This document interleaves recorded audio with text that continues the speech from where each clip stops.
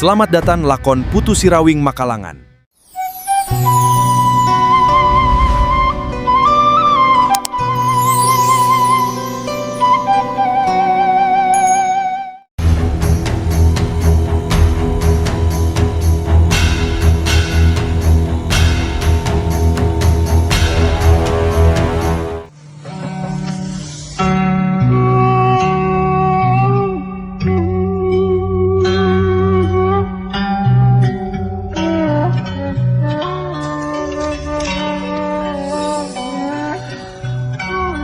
Aceng jeput ge sarua harita nu nyarita ditujukeun ka Ki Baragas. Terus terang didinya geus ngapenteng ka Kidut Debleng. Eta teh sarua jeung panghinaan ke si Aceng jeput lah, bener teh. Terus terang sanajan didinya jago kolot, pupu paguron, ku si Aceng mah bakal dihadapi, bener teh. Jangankan kamu, Dedi Hidayat jago nampon pisompok. Dihadapi lah ku Aceng jeput mah, bener teh. Eueuh jago kolot tanah jeung si Aceng jeput mah. Rek ngalawanan siapapun juga dihadapi ku Aceng jeput mah. Swear. Sebab sudah pada tahu salam dunia juga.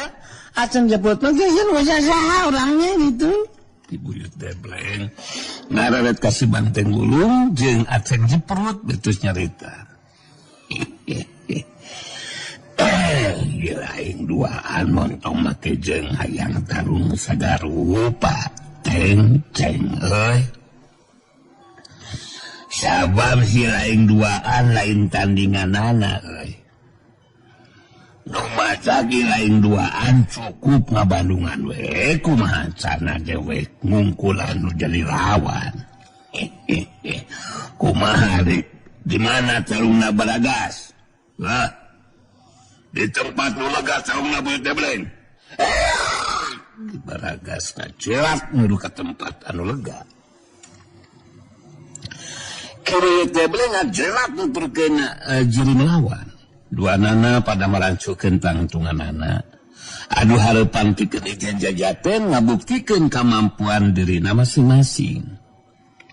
Sedengkeun Saraswati harita ngarelet ka Rasanti jeung Sandika baritus nyarita.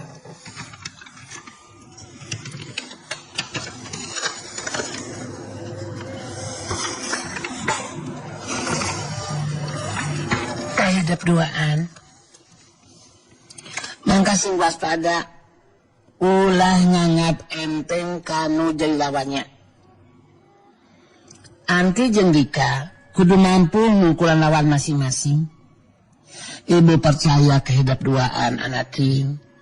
Pada mindanda kemampuan ajen pangarti anu diharapkan bakal aya dina kaunggulan. Saraswati harita ngarasa percaya ka Rasanti jeung Sandika karena kemampuan ajen pangartina. Harita lumangsungna tarung jadi 3 bagian. Ki Buyut Debleng ngayunan Ki Baragas, sedengkeun Sandika ngayunan Jarukawang si Pesorajang. Saterusna Rasanti ngayunan Mintari si Pedang Kasturi, sedengkeun Saraswati jeung anu sejena pada musyrikeun perhatianana kana lumangsungna tarung anu jadi 3 bagian. Ki Baragas salaku pupu paguron Banaspati adu hareupan jeung Ki Buyut Debleng. Bari musyrikeun panenteupna ka nuju lawan, harita Ki Baragas terus nyarita. Lantaran si lain ketinggalin aku dewek teboga pakarang Buyut Debleng. Anu matak najan dewek mawa pakarang. Pikir ngarumpukeun nuju lawan dewek moal ngagunakeun pakarang. Sabab pikir ngarumpukeun si lain geus cukup make ngagunakeun pakarang sagarupa. Sabab ku dewek geus bisa kaijir. Tapi kemana kemampuan ajen pangates si lain Buyut Debleng? Kumaha kalap si lain we eta mah Baragas euy. Sabab dewek memang kadang ngagunakeun pakarang geluceung sasaoge dewek mah. bangsa tarung ngayunan sasaoge anu puguh mah tarikna si lain nyarita kudu ngimbang jeung kamampuan diri euy. Ulah tong kosong nyaring bunyinya. Kangaranan jadi jago mah sora gerausi kayaknya baragas. Ku dewek memang bakal dibuktikan kemampuan Ajen Pangarti anu bakal mampu ngarubuhkeun menjadi lawan. Tanah palarjang ieu.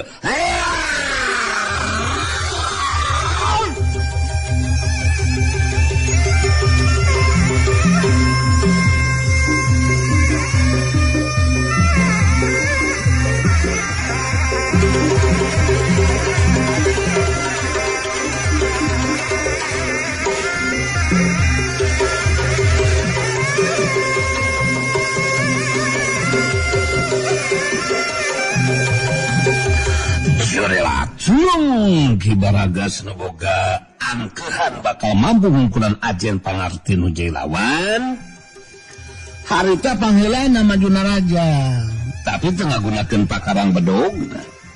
Sabab boga ijiran tanpa ngagunakeun pakarang dirina bakal mampu ngungkulan anu jadi lawan.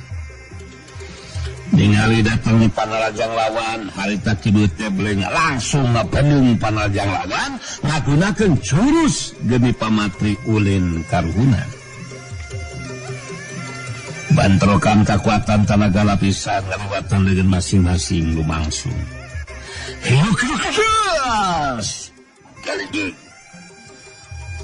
Daligdeug dua nana pada ngadaligdeug menurut setengah salengkah ka tukang. Meh dina waktu anu bareng dua nana pada marancukeun deui tangtunganana. Kibaragas kerung rada kageteun oge. Sabab kekuatan tenaga lapisan lawan mampu ngimbangan kekuatan tenaga lapisan yang digunakan mangsamarangan karena kekuatan panarajangna. Kibaragas dari panasaran ngawangun di pasangan betus nyarita kunci lawan.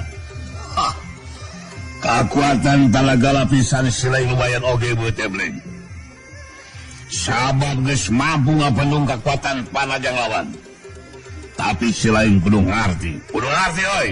Dewek can ngagunakeun kekuatan panarajang anu sabenerna bus debleng. Silain teu kaget Baragas euy. Moal kekuatan tenaga lapisan dewek cukup lumayan. Sabab dewek minang dahar jeung cobek belut talaga pisayangnya hama karasa sikurna we jeung jahena dewek mah eta. Disebel dewek ngahakan eta cobek belut alah. Malah dewek sarua can ngagunakeun jurus anu sabenerna ieu teh Baragas. Pisayangnya hama eta mah kasupna pemanasan we kedewek mah pemanasan. Solah usik deui Baragas. Kalau kumaha ge si lain moal mampu dan si ngimbangan kemampuan Ajen Pangarti dewek mah. Buit debleng. Jeung waka ngabangus buktikeun heula we. Rasakeun sia.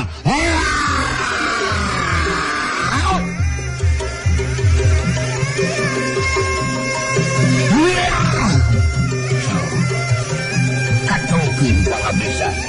Hayat. Jolela cunung Kibaragas maju di naraja. Ibu teh boleh nyimbangan panarajang lawan ngagunakeun jurus bayu panglumpak ulin karuhuna anu ngutamakeun kana kacepatan gerakanana. Ngajadikeun panarajang nuju lawan teu bisa kena anggota badan lawan. Sohyuk kajeng plus. Sohyuk singkrak plus. Dua kali panarajang lawan disingkahan ku Ki Buyut. samana nuju lawan Yusuf tepus ku Panarajang harita Ki Deble ngagunakeun jurus balaga didi dina ngalakukeun Panarajang balasan tata gerakna jadi ngabingungkeun jadi lawan tematak aneh mun Ki Baragas jadi kapalingan gerak harita Panarajang leungeun katuhu Ki Buyut Debleng anu ngahantem kana dadana geus teu sempat bisa dibendung jeung disingkahan ku nu jadi lawan dalig kliwak hiup cubit ya urang ajar jabas dan dalam aing gabodangan mau Ki Baragas kagero kaget bari nahan kanyari saterus ngadalig deui kadorong mundur tilu lengkah ka tukang gancang Ki Baragas ngajaga kaseimbangan badana dalig laneg Ki Baragas mancuhkeun di tangtunganana bari saga didiri pikeun neruskeun tarungna harita Ki Baragas telah ngareret ka tempat tarungna Jarukawang si Pesorajang katingali harita Jarukawang geus ngawangun pasangan netep seukeut kalilawan geus nyarita si Raing memang kasu jalma anu bodoh sadika salaku minantuna si Rawing kalah karek naruhkeun nyawa demi mitoha sedengkeun si Raing teboga nyawa cadangan deui sia jadi mun tabikeun kabinasa sila santi bakal dirana euy anu pasina oge bakal dikawin di kubatur eta anu bakal kadapel ku si Raing Sandika masih tetap tenang dina sekepna tapi tanes dina caritanana teu kapancing amarah ku sikap jeung caritaan nu jadi lawan Andika teu kudu wakal masikeun kuring bakal ajal pati ku Andika Jarukawang sabab anu boga hak kana pasti papasen mah lain manusia tapi nu maha kawasa jadi Andika ulah rek nihelaan kanu ngawasaya alam jeung pangesieuna Jarukawang Jogudu mama wanu kawasa sagaruba si Lain Sandika lebih hade bukti ke kemampuan si Lain dulu tak ada hafal yang debit siap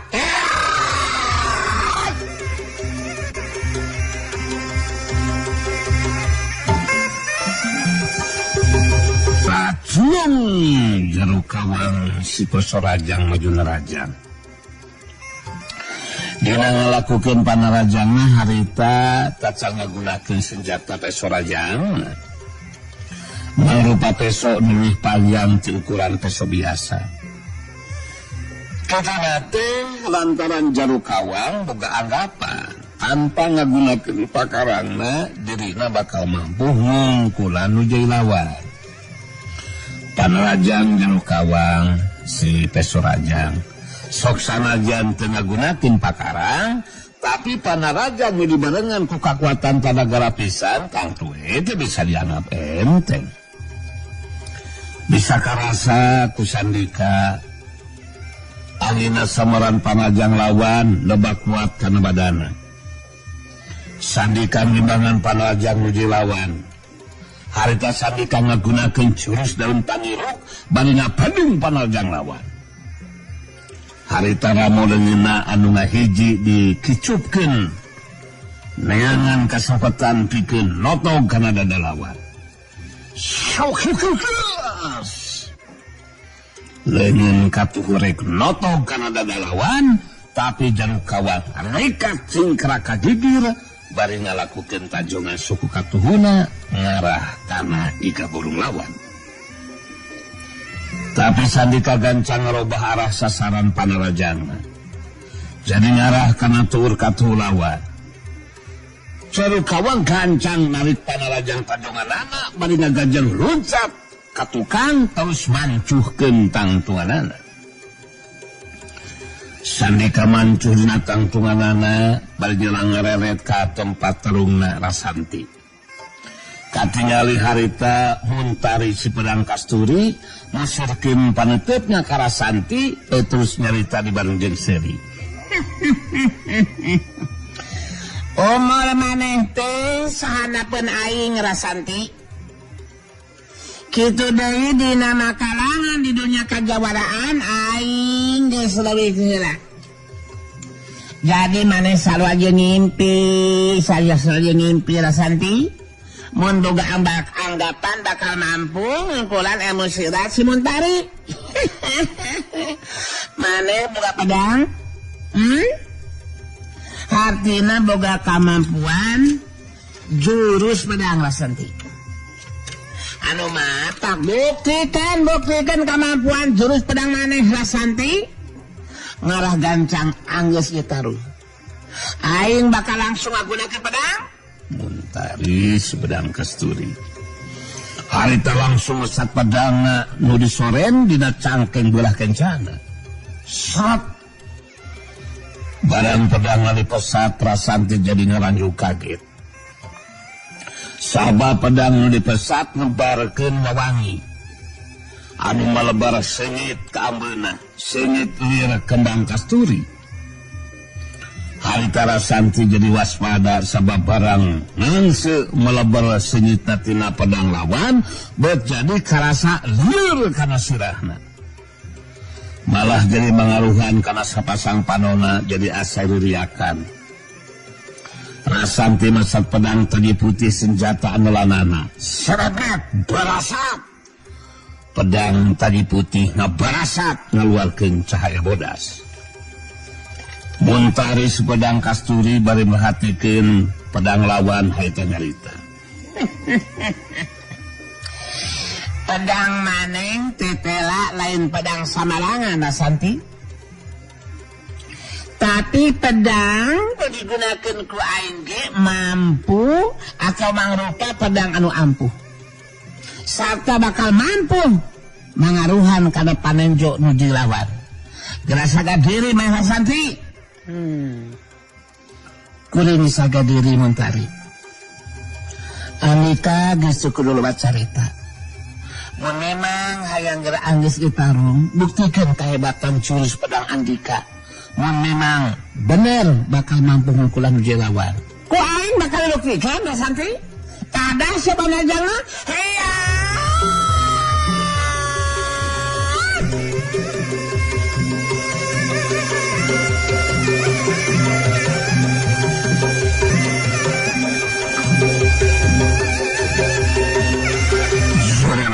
Sulung Muntari si Pedang Kasturi maju narajang bari metakeun pedangna ngarah kana anggota badan lawan. Rasanti nimbangan panarajang nuju lawan ngagunakeun jurus pedang gabungan. Nyata jurus pedang tadi putih dikombinasikeun jeung jurus pedang kelat bumi. Itu nanti Rasanti beri menahan napas sangkan teka pangaruhan ku melebar sengitna pedang lawan anu marengan karena angin sampuran pedang. Sabetan pedang Muntari ngarah karena beheung lawan. Rasanti nakingal kagegir bayi nakis pedang lawan. Hiuk hiuk berasa terang. Jari jeug. Balukar tina bantrokan dua pedang. Harita Rasanti jeung Muntari pada ngacarijeg mundur ka tukang. Rasanti jeung Muntari pada marancukeun di tangtunganana. Muntari ngabangun di pasangan sagadiri pikeun neruskeun tarungan. Merasa penasaran sabab jurus pedang nu digunakeunana tetela mampu diimbangan ku anu dilawan. Muntari si Pedang Kasturi netep sekit kanu dilawan betus carita. Jurus pedang maneh lumayan oge Rasanti. Tapi jurus pedang anu digunakeun ku aing tadi masih jurus bubuka Rasanti. Masih bubuka candinya anken. Tidak jurus anu satos lama bisa dipastikan maneh geus moal mampu gimanana Rasanti. Rasanti malas tetepan nuju lawan itu cerita. Andika tu kudu waka masih kenuju lawan bakal kasoran mentari. Taruh masih kena ngangsu. Lebih hade gunakan jurus pedang Andika anu lebih hebat, anu lebih ampuh. Sok kurang ajar sia. Main nangtang Rasanti? Main nangtang. Pandidinya nangtang mah. Tada jurus pedang samaran Rajati. Heya.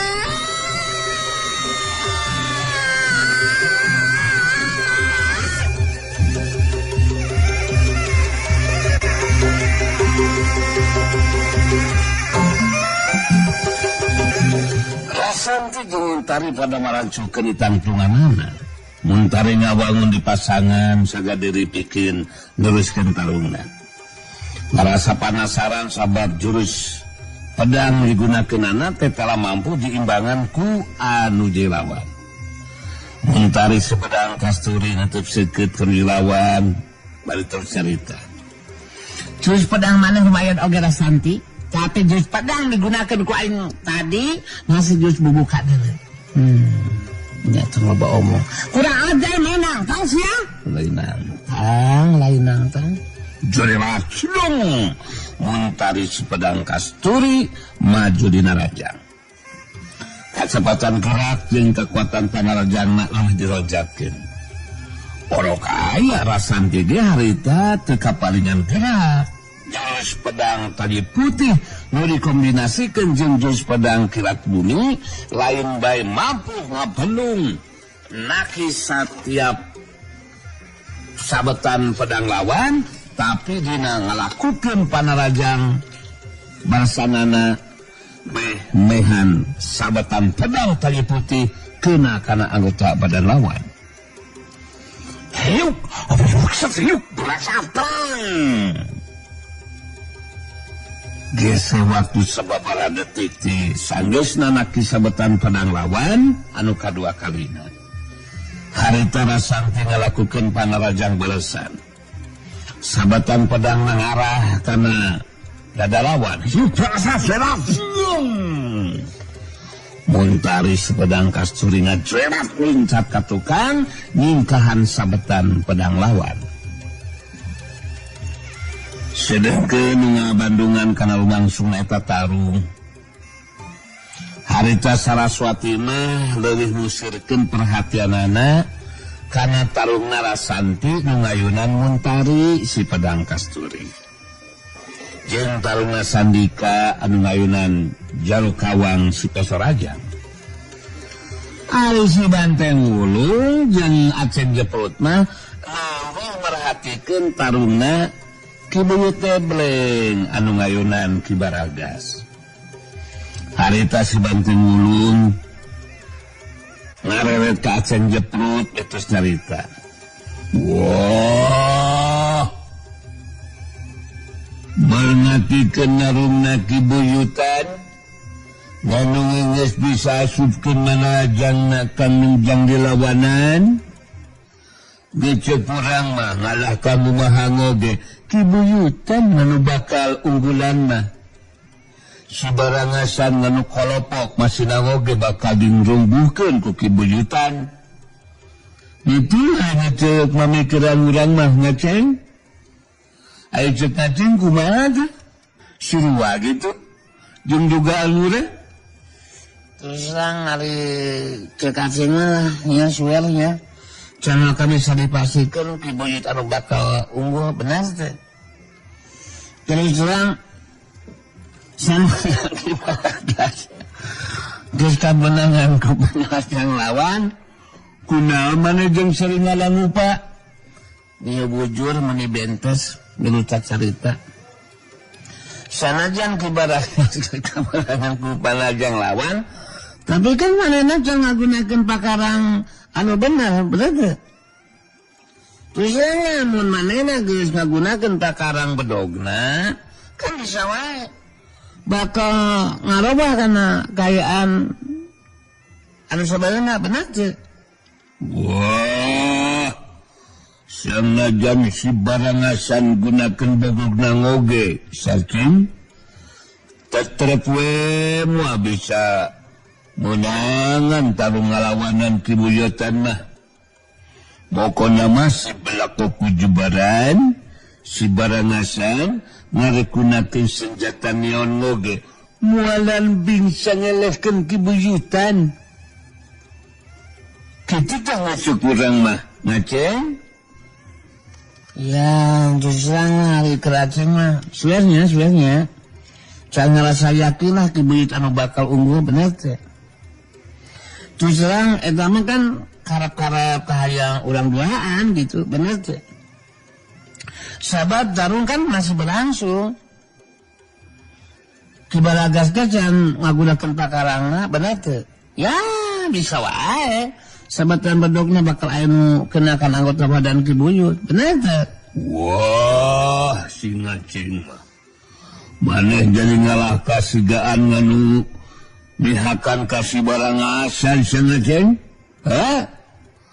Dan nurutan si Jeprian si mencela-mencelo. Malah ajakan pengloba-loba omongan ngejeng urang. Lamun nang itu mah, mangnya teh bener-bener mihaka si barangasan si ngaceng. Tong nurutan si bah ngewon si mencela-mencelo. Lain mencela-mencela terus terang lah. Aceh lain mihaka Kibaragas gitu. Tapi kan memang kenyataan gitu. Mun Kibaragasan ngagunakeun pakarangna kibuyut rek kumaha ngimbanganana, bener teu? Ini sesuai dengan fakta gitu. Kibuyut kan teu boga pakarang gitu. Keur ngimbangan pakarang nu dilawan, bener teu? Terus terang belum yakin lah. Mun kibuyut anu bakal unggul. Si Banteng Ulung jeung Aceng Jeperut harita duana jadi terus paloba-loba carita. Si Banteng Ulung keukeuh kibuyut teh beling anu bakal unggul. Sedengkeun Aceng Jeperut mah tacantang tu unggul sabab kayaan bakal teu saimbang mun Kibaragas dina tarunga geus ngagunakeun pakarang bedogna. Si Banteng Ulung jadi amakeun boga anggapan Aceng Jeperut kalah kami hak kebatur. Harita si Banteng Ulung terus nyarita deui. Wah, dasar si ngaceng, si bolokotunu, mangih bener-bener ngurang ajar sia ngaceng, hah? Malah kami haka si Baragasan. Nyata mas suruh wawe, ngajeng aja kalimutan ngajeng urang sia ngaceng, urang ajar. Bantu dukungan teh sia. Si Banteng Ulung disrek mewak cangkeng Aceng Jeperut. Terus sak dibantingkeun tapi kaburu dihalangan ku Saraswati anu harita nyamperkeun wetus nyarita. Kunaon ari anteng pas kala kaki paloba-loba carita kitu. Aceng deui beut sarwana deui. Kamasain pada kolot. Teh kudu parabot catur tanpa bukul atuh ieu sakudu nama lain ngabahas kenaan tarung anu teu lumangsung. Anu kudu dipikirkeun kumaha mun salah saurang pihak urang anu ketarung hayeunan lawanna. Aya anu kasoran jajaten. Saha anu rek maju ngagantikeunana? Eta anu kudu dipikirkeun ku Anteng jeung Aceng mah. Jadi geus kudu paloba-loba deui carita lah. Ngabandungan anu tarung mah. Bandungan we bari doakeun dina hati masing-masing. Kibuyut debleng jeung anu sajena sing aya dina kaunggulan. Pan.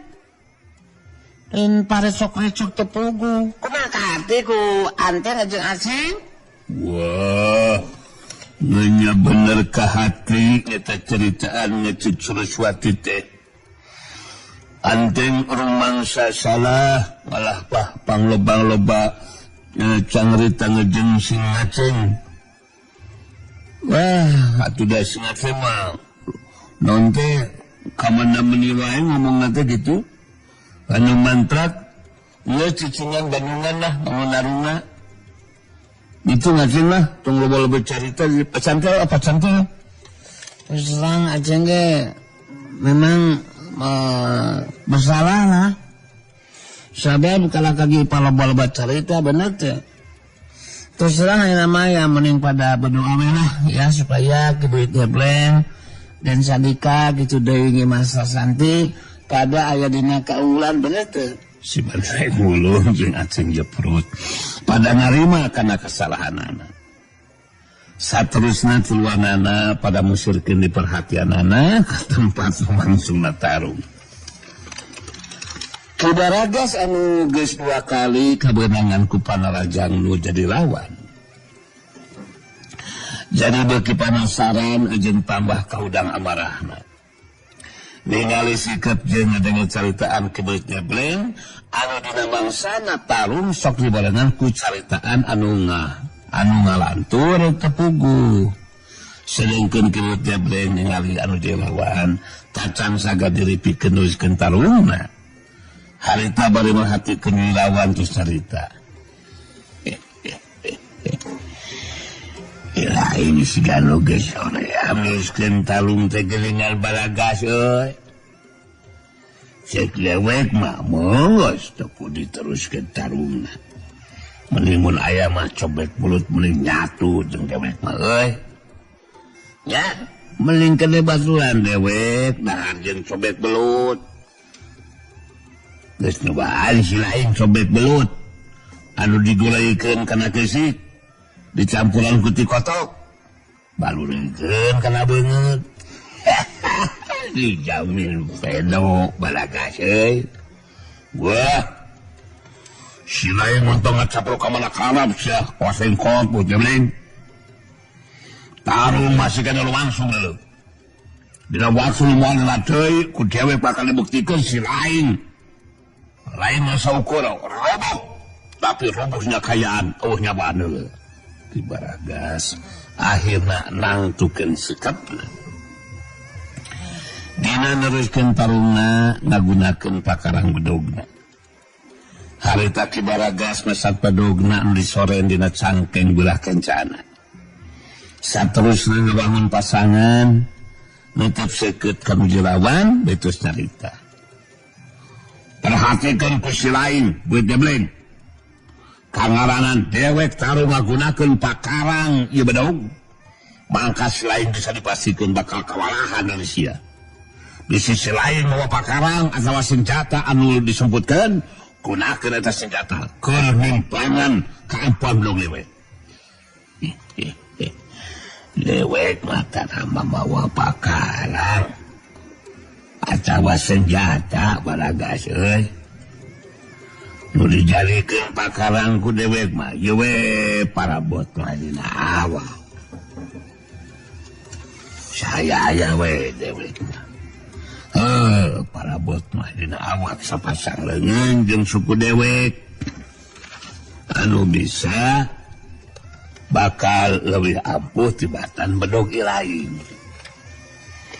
Jadi ke dewek mah moal make kudu sentan ningali gulilapna bedog si lain Balagas euy.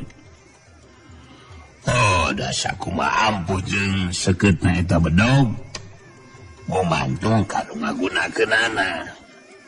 Ari nu ngagunakeun teu begug mah rek kumaha bisa kena kana sasaran Balagas euy. Wah. Untung manggap enteng. Karena oleh bedog dewek sia Kibuit Debleng. Jurus anu bakal digunakeun deui tangtu bakal beda jeung jurus waktu dewek teu ngagunakeun pakarang. Jurus khusus anu bakal digunakeun ku dewek moal mampu dimbangun ku si lain. Ku dewek anu bakal dibuktikeun tada sapanajang dewek.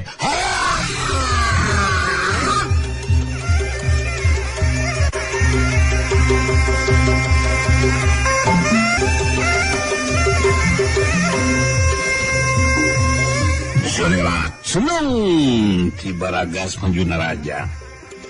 Bari matakeun bedogna ngagunakeun jurus khusus anu kawila ngabayakeun pikeun nu jadi lawan. Ningali Kibaragas cenah ngalakukeun panarajangna. Ngagunakeun pakarang bedogna, harita Kibuit Debleng sagadiri pikeun ngagunakeun jurus kapungan nyata ulin karuhunan jeung jurus balaga digdi. Syauhi gelap dari deplos sabetan bedog lawan anu kena kana sasaran sabab Ki Buyut Debleng ngagunakeun jurus balaga digdeug. Gerakanana bangun anu lalabora tapi sabetan bedog lawan bisa disingkahan.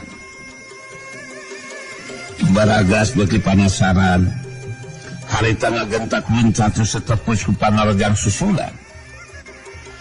Ki Buyut Debleng rikat cingkrak kagigir nyingkahan sabetan bedog lawan anu ngarah kana beheung lawan. Syauhi gelap cingkrak plos. Geus waktu sababaraha detik sageusna sabetan bedog lawan ngaplos teu kena kana sasaran. Ki Buyut Debleng ngalakukeun panarjang balasan ngagunakeun jurus geni pamatri ulin karuhunan. Kana katuhunan rek kagedor kana dada lawan. Tapi Ki Baragas kancang ngakirikeun badana kagigir bari metakeun bedogna ngarah kana leungeun katuhunan lawan. Papaksa Ki Buyut Debleng narik panajang leungeun katuhuna bari terus ngagajeng loncat ka tukang saterusna mancuhkeun tangtuanna.